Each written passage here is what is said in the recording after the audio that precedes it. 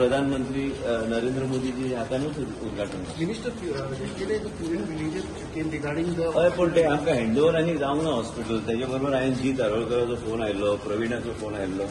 हांवें ऑलरेडी ते comprehensive proposal करून पीएचईंतल्यान आमी ऑलरेडी फायनान्साक धाडून दिले आनी मुख्यमंत्री कडेन पावतले प्रपोजल. तेजे नंतर चर्चा जातली. आमकां हॉस्पिटल आमी टेक ओव्हर आमी करतले जेन्ना आमकां सगळे मशीन आनी सगळें आमकां गांवांत जाय मुख्यमंत्र्यान अश्युरन्स दिल्ले आसा आमकां ते करून दितले. आमकां हॉस्पिटल जे करूंक जाय म्हणजे पेडणे तालुक्याक फुडले 20 वर्सां हॉस्पिटलाची गरज पडची ना त्या दर्जेचे हॉस्पिटल आमकां जाय.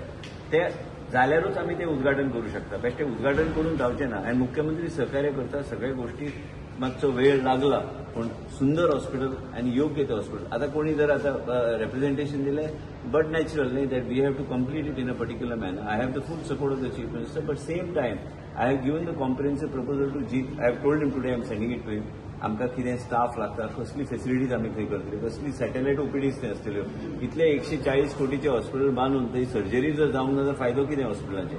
आमकां हॉस्पिटल ह्या तरेचे जाय जे खंय सगळे गोष्टी त्या हॉस्पिटलान उपलब्ध जातल्यो म्हणजे म्हापश्या पासून बी लोकांनी वचपाची गरज पडची ना. You have to look at it like this. You are investing in the future. You are investing in a hospital that is going to be the fastest growing taluka in the state with the aviation and everything coming there and all activities coming there. You have got that electronic city also is coming there, then you have the airport coming there. You must understand is that you have to build the infrastructure inside that hospital that people don't have to move out of that hospital. So whatever way we need it, the state government has to apply its mind. We have already put the doctors on the job, prepared a comprehensive proposal and we have sent it.